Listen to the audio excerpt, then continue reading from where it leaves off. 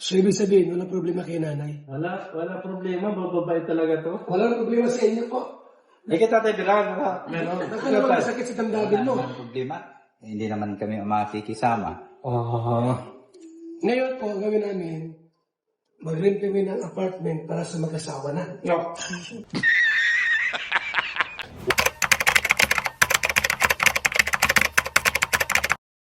So yun guys, good morning, good afternoon, and good evening po muli sa inyo lahat. Ito muli ang inyong lingkod, Bagtang LU. And guys, kung natatandaan ninyo yung pag-uusap ni Kalingap Edo at ni Kuya Bal nung bago sila umalis papuntang Hong Kong, na pagbalik nga po nila ay kakausapin yung mga magulang ni Biancy para sila ay magpakasal na.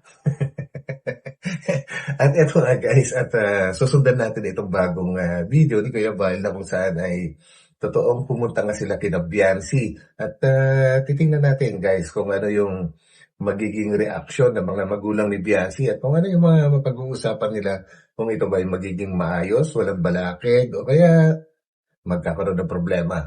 So yan, samahan po ninyo ako guys. And dito nga pala ay makikita din natin yung isang pinsan ni Biancy guys, na isang dalaga din po na kung saan ay parang si Biancy din, kumbaga maganda rin siya. So yan, malalaman din natin kung anong parte niya sa kwento na ito. So yun, and bago tayo tumuloy, syempre huwag natin kalimutan mag-thumbs up and patuloy lang natin suportahan palagi ang buong Team Kalingap sa pamumunayan ni Kuya Bal Santos Matubang, Ate Edna Vlogs, and Kalingap Rab. So yan guys, samahan po ninyo ako. Let's go! Cause I don't give a fuck what you say. Nasapin po namin yung magulang kung payag, Para malaman namin. mamanhikan.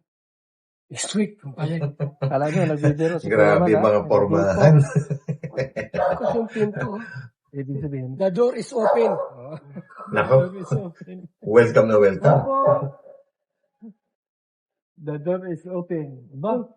Palamig. May palamig pa. Nay! Hindi na kami magpaligoy-ligoy pa. Direktahan agad yung aming sadya dito. Oo. Para malaman ka agad natin. Kung ayaw, wala kaming Tama. heart to heart talk. Grabe. Hindi pwede yung paligoy-ligoy pa na ganyan na. Kulitsuhan na kung payag o hindi.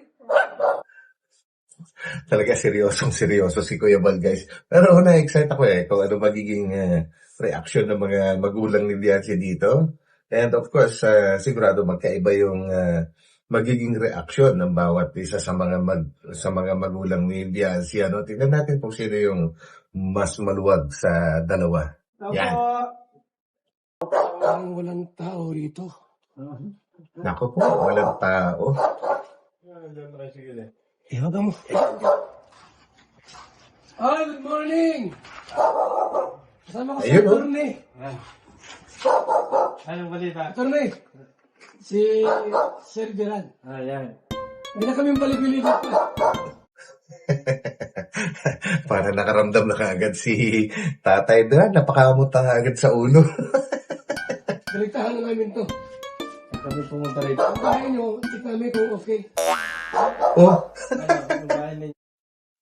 akala ko yung para kausapin nyo tungkol sa, kina Papa Eds. Naging tulo ng bahay ang topic. May tulog pa rin ba? Meron pa po. Walang ulan kasi walang ulan eh. Yan. Nasa si, Pasok po. hindi si Mrs. mo. Ayan. But anyway guys, tungkol naman sa tulo ng bahay na Biancy po, napag-usapan nga po na kukumpletuhin muna yung budget bago umpisahan, and kakailanganin nga po nila ng minimum of 120,000, and tingin ko ganun nga talaga yung magagastos. Medyo tataas pa siguro doon. And pagka nakompleto na yung budget, yan, tuloy-tuloy na. And kagaya na sabi ng mga karpentero na gagawa, ay aabutin ng mga 10 days ang paggawa. So, isa rin yun sa mga nakaka-excite na abangan po natin guys para maging okay na yung problema nila po. Ano. So, tuloy natin to. Yun yung mga sapatos, iwan nyo dito. Pwede. Bagong map.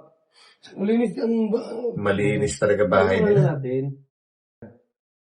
May anak yan na maganda. Biansi. Mhm. Simpleng tao lang ito, pero may anak na maganda yan. Yan. Biansi yan. May kalendar pala yan. Sino gumawa nito? Sino gumawa nito? Oo, ano? Binigay lang po yan sa kanya. Yan yan. Gawa lang yan. Atarli! Si Biansi ay 18. Tanong natin kung wala siyang problema kay Papaido. Halimbawa, pumunta kami dito, wala ka namang problema kay Papa Edge, no? Wala naman po. Basta Grabe, problema ka guys. talagang personal siyang Ayun ang maganda naman pala eh. Yun. Kailangan talaga yun guys. Kailangan talaga yun sa isang magpo-propose o kaya hihingi ng kamay ni Biansi. Kailangan talaga personal na magsasabi. And yun yung ano eh. Yun yung talagang mas nakaka-excite. At ngayon pa lang, hindi ko na ma-imagine kung paano kikilos si Papa Eds, guys. Alam naman natin na medyo mahihain talaga siya, no? Paano niya gagawin yung magsasabi sa mga magulang ni Biansi? So, yun ang talagang kaabang-abang na totoo. Ito kasi yung pagpunta ni na Kuya Bal, guys. Parang ano lang to eh, pre-scheduling. Kumbaga eh, manghihingi pa sila ng schedule kung kailan sila pwedeng, ano ba tawag dyan? Yung hihingi na yung kamay ni Biansi. Grabe. Actually po, meeting kami, Pedro. Oh, may... Ano yan, no? Ano yan? Si Dr. Lulia. Sino yun? Nawala na. Naputol na, guys. wala pa po yan. Ano naman yan? May bisita. Okay. Ano yan? Ibiran? Ay, magbisita kayo. Tumano na yung magbisita muna. May bisita pala, may bisita muna. Tuloy kayo. Hindi ka kayo. Ano yan? Kapag anak mo? Ayun na. Pare silip pa eh. Wala Pinsan. naman, hindi ko intindihan. Pare silip dito. Tama. Ano mo yan? Pinisan mo yan? Oh, may anak na. Okay. Angel. Angel yan. Masama tingin ni Marque. Kung bira ka Marque, sa mga tingin mo. Grabe. Marky. Marky. Ano, dalaga yan? Nakakita ng Asawa na. chicks. Nay, Estudyante. ano, high school? O ano? Grade 12. Grade Ano 12. siya? 14. Nag-18 na po. Pwede na. Pwede na kagad. 18 na. Ayun. May boyfriend wala? Meron po. Yun lang. May boyfriend. Naku, yari ka na. Doon lang. Bakit ka nag-boyfriend? Maganda. Bata ka pa naman. Ayun guys, maganda. Pero akala ko nung una guys, nung unang mapanood ko ito, akala ko yung mother ni Biansi ang may kamag-anak. Kasi kahawig po nila parang may pagka-Indiana rin yung itsura po nila. Yung pala kay Tatay Biran na kamag-anak ito. And, 18 na siya. So, maganda rin, di ba? Inspiration lang po. Inspiration! trabaho ba Grabe, yun mo? inspirasyon yan. Nag-aaral din po. Ay, wala. Wala. Hindi ka dapat makuha nung nag-aaral. Dapat Grabe ka naman na, Boss B. Okay lang yan, minsan. Pero parang sinasabi mo naman na dapat ang hanapin, parang kay Papa Eds na may trabaho. ikaw yung paaralin. Oo. Ha? Oo. Dapat. Ayaw. Alam mo ba ito? Yung bang jowa niya ay may trabaho. Yung jowa, mayroon yan. Boto. May jowa pala? Guys, May jowa. hindi ko yung sadya sa iyo. Oo. Yan, tuloy. Na-secret pala. Para sa namin secret wedding. Oo. Sinabi ko na. Secret wedding. Wala na. Hindi na po yun. Hindi na yan secret, kuya. Kaya kami nandito kasi, sabi ni Kuya Bal kasi, nung nasa Hong Kong, Sira ang bahay niyo. Pagawa namin. Akala ko dire-diretso na. Si Kuya Malo, binabago yung yung usapan. Pero, basta baga. Kaya pala nakaano na si Oo. kuya. ay kasi nga, Napakasal na.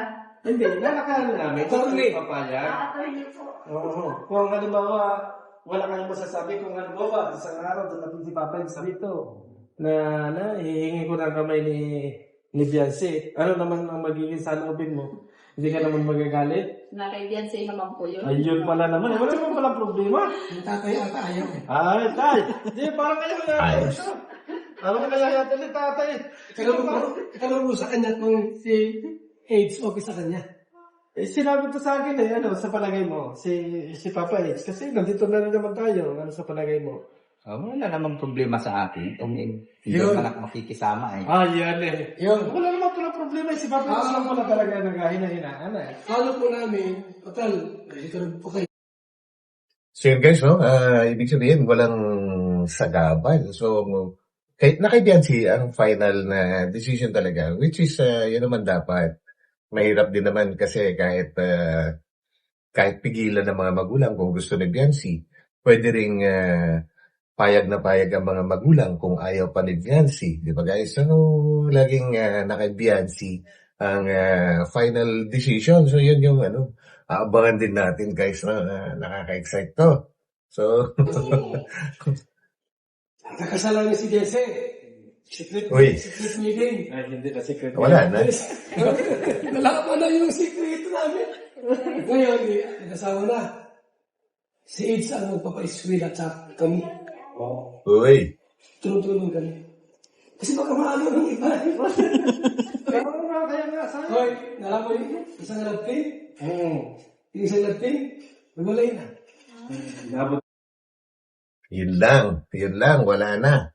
Actually, nag-start yung Rochelle. Mga 3 years. 3 years na. So, mga 3 years na rin siguro silang magjowa, na hindi rin pala magkakatuluyan sa huli. 5 years. 5 years na magjuwa, magwalay na. 5 years daw. Talaga, siguro yung, andun naman po pala ang nakakaalam ng ano. Ayaw namin na magyari kay Papa Ido yun. Baka Tama yung sinabi ni nanay. Ang tagal nila naghintay na maging 18 si Jense. Ilang taon si Jense nagsimula? 17. 7. Hindi, kilala sila. 17. 17. Nagdibu. Oo. Isang taon. Bali, Pag-comment 2 years siya, mahirap. 16 siya noon, ongoing 17. Yun. Isang taon kalahati naghintay si Papa Ido. Oo. Tapos wala mo namin, nasa iba na. Oo, masakit yun. Masakit yun. Sa akin masakit yun. Guys, mukhang na-trauma na si Kuya Val. Kaya ayaw na rin niyang pumayag na mangyari yung magaya ang EDSI. Actually, pati Jomcar, nabanggit niya ayaw niyang magaya. Ang EDSI at Jomcar, ayaw niyang magaya sa nangyari sa, sa Rochelle, na which is, noong una, ayaw pa maniwala ni Kuya Val, na talagang hiwalay na yung dalawa. Magbibigay daw siya ng 5 days kung walang magbabago. Ay talagang totoong hiwalay na nga. Yun, kahit paano ngayon ay tanggap na niya na talagang hiwalay na sila, no? Ang tadhana lang naman kasi ang nakakapagsabi dyan. Kapag nasa itaas lahat. Kami, dito ka tayo nata. Parang Follow po namin, ipapakasal natin, secret wedding. Ngayon, Secret wedding. abang kasal sila, kasama, tuloy pag-iiswi na. Wala problema. Katulad pa rin ang dati. Sa grabe, yun pala yung plano. Pagka nagpakasal, ay magsasama na. Nako, magkakabebe yan. Sabi niyo, ayun po, ano masabi niyo po? Okay lang ba yun na secret wedding natin, tapos mag-asawa na sila, yan tapos tuloy sa pag-iiswi na. Totoo po yung kamera, para alam yan. Yan, si Beyonce po niya mag-decide. Tama. Si Beyonce pa ang magde-decide niyan. Ayun. Hindi naman po kami makikisama So, ibig sabihin, wala problema kayo. Correct. Wala problema. Yes. Talaga to. Wala problema sa inyo po. Ay, kita tayo bilang. Meron. Baka naman masakit sa damdamin mo. Walang problema. Hindi naman kami makikisama. Ngayon po, ang gawin namin, mag-rent kami ng apartment para sa mag-asawa. Uy, Kami, nagkatinginan tuloy yung mag-asawa sa sinabi ni Kuya Val na magre-rent ng apartment at magsasama na. Ako, delikado na yan. may eskwela si Jency, lako, tuloy lang. Huwag mo na mag-anak. Bawal mag-anak. Paano guys? Paano pipigilan na hindi mo na magkakanak? Alam ko solusyon dyan is magti-take ng pills, no? Kasi once nagsama isang lalaki at isang babae, lalo-lalo mga bata pa, yung mga ganyang edad, talagang mahirap kalabanin ng tukso guys. Unang-una, napakaganda ni Biancy. Tapos, kung magsasama sila, silang dalawa lang sa isang apartment. Paano yun?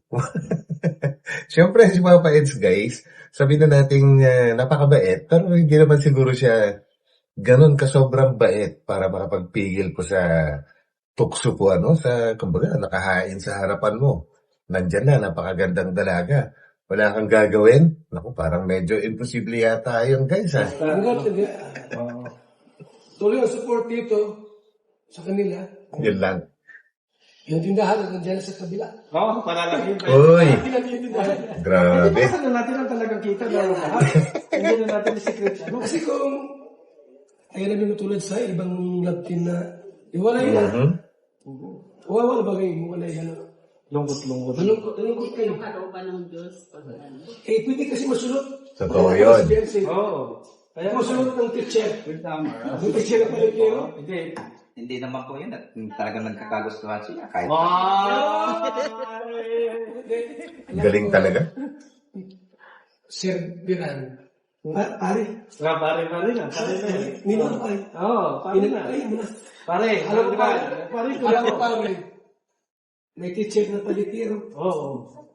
Naglulumay lang.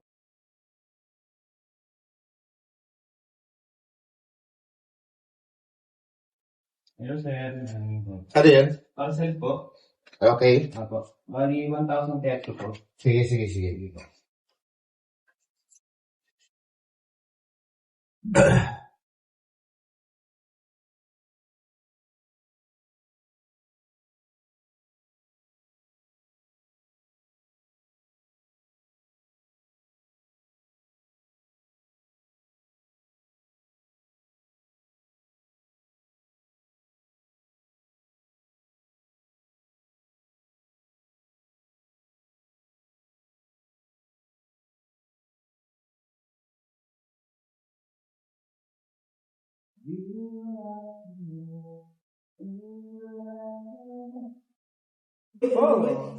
Gayuma. May ganun. Ikaw masulot ng teacher. Ikaw, wala si Papa Eds Yung namin. teacher naman, kalakiro. Maraming jowa. Kawawa si Biancy. Grabe yung Grabe yung pangugumbinsi ni Kuya Val, guys, no? Pati teacher, ginamit ng dahilan para nang mapapayag ang parents ni Biancy. Naku po. Pero narinig ko kanina, guys, na kay Tatay Beran po, nasabi niya na kung talaga nagmamahalan yung dalawa, walang walang makakapigil. So, which is, totoo naman po yun. Kahit anong mangyari, kahit pa sinong humarang dyan, harangan man na sibat, sabi nga doon sa kasabihan, talagang walang makakapigil. Yan naman kasi nangyari kina, sa Rochelle, may sariling dahilan naman po sila, and maaaring hindi ganun kalaki yung, kumbaga, siguro hindi biglaan, maaaring naipon yung kanilang mga naging dahilan po, kaya sila naghiwalay. So, may kanya-kanyang dahilan yan. Pero, balik tayo dito sa Kaya EDSI. si Ido. Mapagmahal. Kasi hindi pa nagatapat si Papa May Eds. sasakyan si Ido. May bahay na yan. Grabe. Magawa yung bahay. Grabe. Ito lang natin. Ayan na. Tahimik na tuloy yung mga parents ni Biancy. Diretsuhin nyo na. Wala na yung mga paligoy-ligoy na bahay-bahay at kotse-kotse. Okay lang naman dito. Okay naman sa inyo na mamanikan na kami dito. Kasi plano na eh. okay lang yun kung manligaw muna. There you go, guys. Okay daw yun kung manligaw muna si Papa Eds. Ano ba? Ano ba talaga? Nanliligaw ba talaga si Papa Eds? O parang pangalawang beses ko na narinig kay Tatay Beran. Umpisa nung nag-umpisa ang Edsy, guys, ha? Pero alam nyo, nag-isip-isip ako kung ano ibig sabihin ni Papa Eds. Kasi, alam nyo na, yung sinasabing old-fashioned na panliligaw na talagang from time to time, aakyat ng ligaw sa isang bahay, yung mga yung mga ganong bagay, yung nakikita mismo yung presensya. Sa panahon kasi ngayon, guys, medyo nabago na eh. Kumbaga, andyan na yung teknolohiya. Meron ng mga ibang source of communication. Kagaya ng, may messenger, may kung ano-ano, may text, may pantawag, may video call, etc., etc. Ang dami na po, ano? So, kung dati, kailangan mo munang pumunta sa bahay ng babae para manligaw, para makausap mo siya. Ngayon, kung malayo naman, kailangan gumawa ka muna ng sulat at ihuhulog mo sa post office. Pero ngayon, pindot-pindot na lang. So, iba na yung panahon ngayon. Kaya lang, maganda rin sana, no? Kung magandang tingnan din yun, guys, yung old-fashioned way na klase ng panliligaw, yung merong pupuntahan mo siya, may dala-dalang pasalubong, kakausapin mo mga magulang, yung kasama sa pamilya, and meron pa nga yung mas lumang panahon, yung yung harana kung tawagin, which is sa tingin ko, hindi na babalik yung lumang panahon na yan kasi luma na nga eh. Para lang kung ipapauso ulit nila, di ba guys? Hindi nga alam magdiwa na. Hindi ba sinabi sa inyo? Sinabi sa kanya. Sinabi sa akin ni Hindi Ido. pa na, Titingin-tingin si nanay kay Tatay Biral. it's ng Gusto pala. Nahiya nga po sa iyo. Wala na pa. Ayun naman pala, kailangan si Eds ang magsabi, which is, yun naman yung pinakatama na, na paraan. Si Eds talaga ang kailangan magsabi. Doon nga, kagaya na nasabi ko kanina, doon ako na-excite kung paano gagawin ni Papa Eds yun. Yung siya mismo magsasabi sa mga magulang ni Biancy. Kasi nga, doon sa part, yung earlier na mga videos po nila, nung nagpaalam si Papa Eds ng formal na para ligawan si Biancy, ay hirap na siyang sabihin. Kailangan pa siyang may dalang attorney na magsasabi at makakasama si Kuya Bobby 143. Yun, yung kasama niya before. Paano na lang kaya ito? Itong hihingi na yung gawin ni Biancy. Mas mahirap imagine ito, guys. Pero kung talagang mahal niya si Biancy, ay talagang gagawin niya. Di ba, guys? So, abangan natin yan next week. Hindi ba tayo? Parang balusin ko yung sportosan. Grabe naman yung suntukin at tambalusin. Hindi naman mangyayari yun. Pala si Papa Eds. Sabi sa akin, Kuya Ban, tulungan mo ako na, magsabi sa'yo na kay Papa na magjiwa na kami, tapos yung secret wedding na sana gusto niya. Sige, pag-uwi namin, puntahan namin ni Atty. Kaya pumunta kami dito ngayon. Inalam namin kung okay lang po sa inyo, magdala kami ng 2 litson, tapos usapan yung kasal. Secret.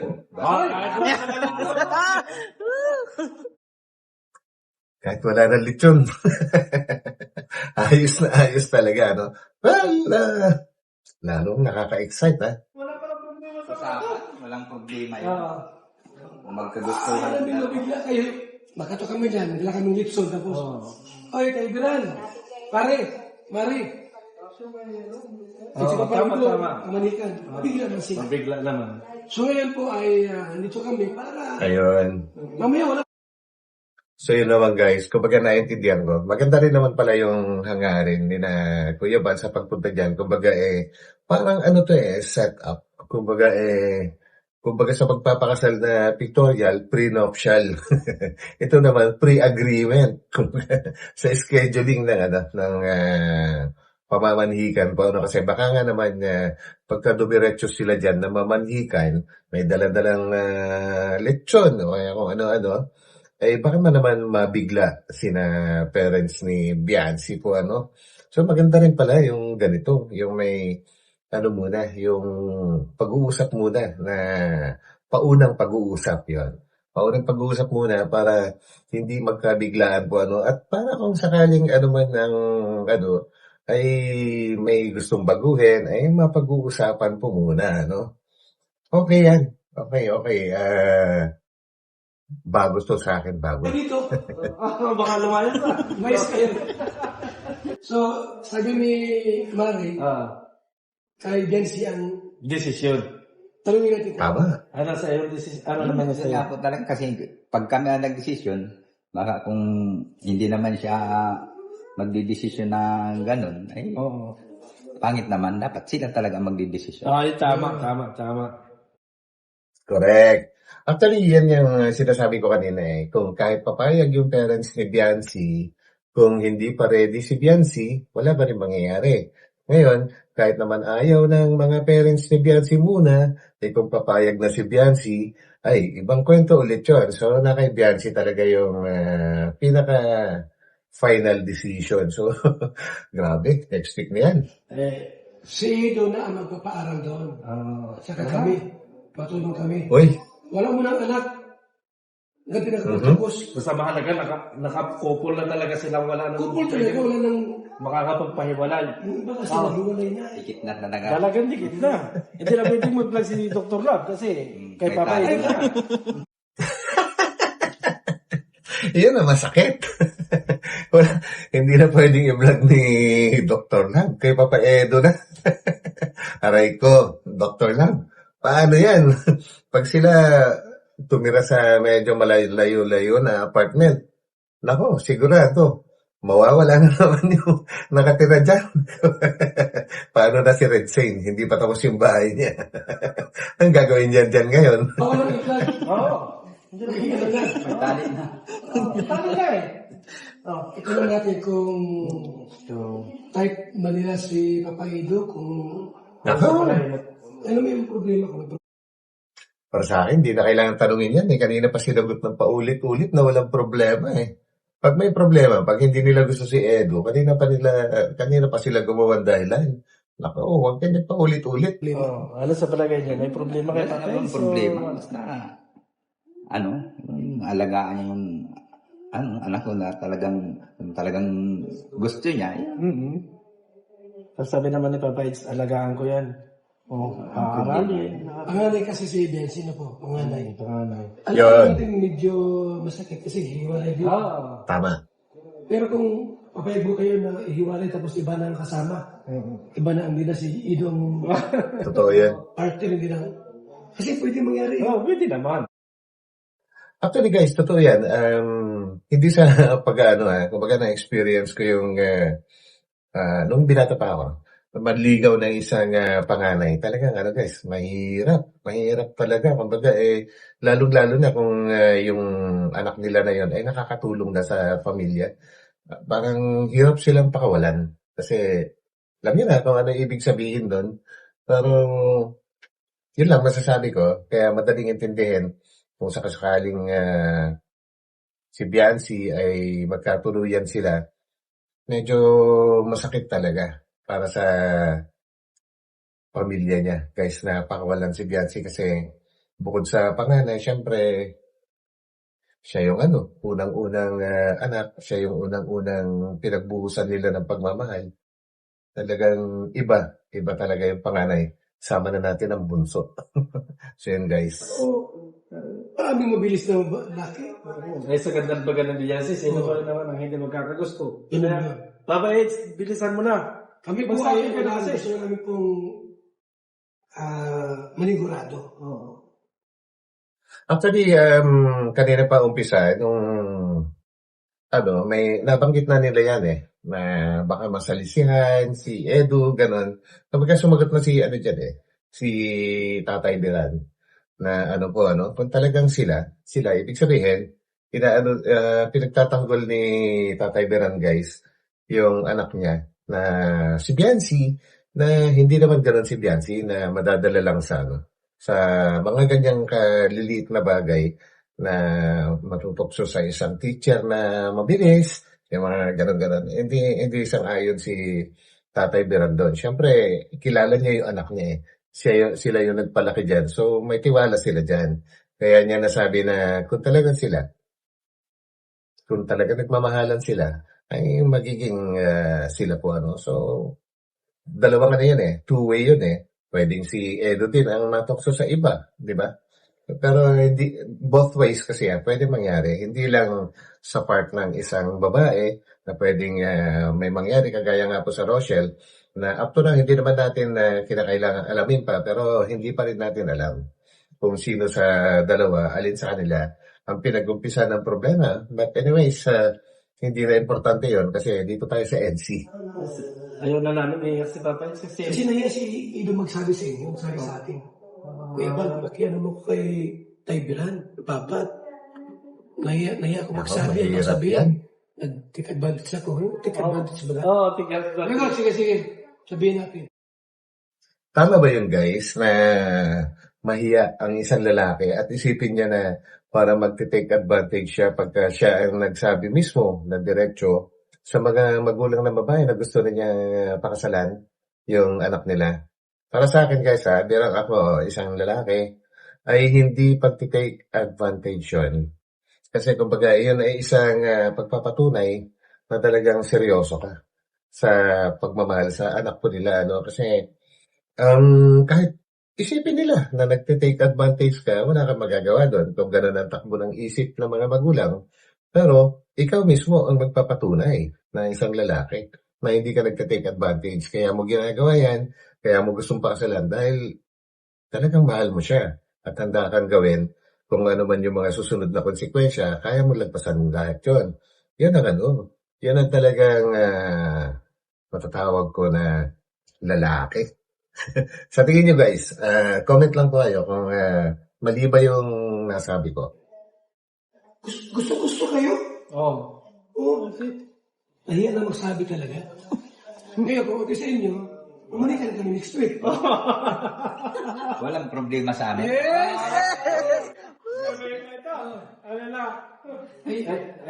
Ay, ngayon, baka naman Bensi ang kausapin nila. Oo. Anak, huwag ka muna pumayag. Paano yan? Ayun lang. May sariling desisyon naman po. Ayun. So yun guys, ang ganda na sagot ni Tatay Biran. Kahit, yun na, nasabi ko na kanina yan, pag-usapan na natin na kahit na kay Viancy talaga ang final say, ang final na decision. Kahit kausapin pa yan ng mga magulang na huwag kang humarap, umayaw ka muna. Eh kung talagang gusto na niya, di ba guys? So, tama si Tatay Biran na may sariling desisyon si Viancy. Siyempre, tao yun eh. And of course, anak nila yon, kilala nila yon, di ba? Ano na siya? Kami po, kasama si Atty. Para ikasalamin si Ido. Yan. Alam kasama na yun. Okay na?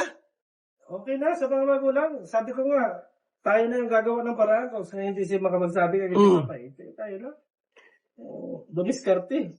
Sabi ni Marky, ito na muna ikasawahin niya. Marky.